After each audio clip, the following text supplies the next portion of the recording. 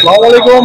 আজকে পবিত্র ঈদুল ফিতর উপলক্ষে সমগ্র আসাম তথা বরাকবাসীর জনসাধারণকে দ্বিতীয় শুভেচ্ছা জ্ঞাপন করি এবং আশা করি যে ঈদুল ফিতর প্রত্যেকটা ঘরে আনন্দ নিয়ে আসুক এবং সর্বাবস্থায় আমি আসাম এবং বরাকবাসীকে আহ্বান করি যে শান্তি সম্প্রীতি বজায় রেখে আমরা ঈদুল ফিতর উদযাপন করি। জোর ঈদগাহ ঈদখোলা শিলচর ঈদগাহ মাঠের ঈদগার ইমাম শব্বির আহমদ লস্কর আজকে ঈদ উল ফিতরের দিন হিসাবে ঈদগার মাঠে সুস্থ সুন্দরভাবে ঈদের নামাজ আদায় করা হয় এবং জাতি বর্ণ নির্বিশেষে সবাইকে আমি ঈদের শুভেচ্ছা জানাই এবং শান্তির বার্তা নিয়ে সবাইকে বাস করার জন্য আমার পক্ষ থেকে সবাইকে অনুরোধ রইল যে সব শান্তিতে প্রেম মহব্বতের সাথে যেন সবাই বাস করে।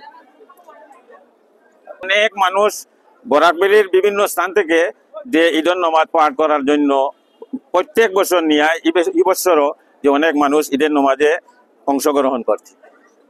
তার মধ্যে প্রার্থনা করা হয়েছে দেশের শান্তির জন্য এবং একে অন্যের সাথে প্রেমের সাথে বাস করার জন্য আর অশান্তি থেকে বাঁচিয়ে থাকার জন্য।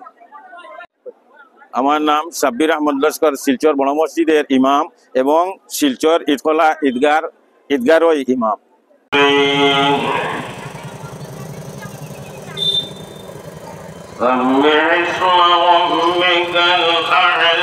এবং বলা হতো তুমি ইসলামের যে পানি সেটা তুমি ছেড়ে দাও, কিন্তু হযরত বিলাল রাদিয়াল্লাহু তাআলা আনহু আহাদ আল্লাহু আহাদ আল্লাহু আহাদ। এই যে ঈদের যে শিক্ষা ঈদুল ফিতরের, তার মধ্যে আরেকটা জিনিস আছে। আপনার সামনে যদি জায়গা খালি থাকে তাহলে আপনার সামনে দিকে অবশ্যই জায়গাটা ফিল করে আপনারা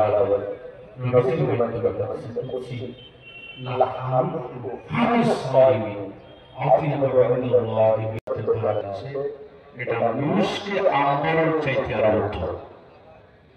এজন্য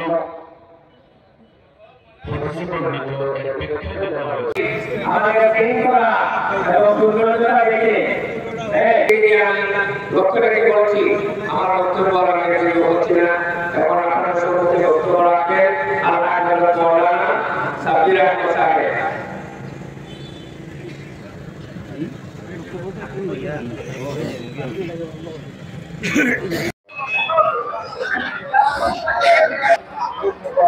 ঈদ মুবারক।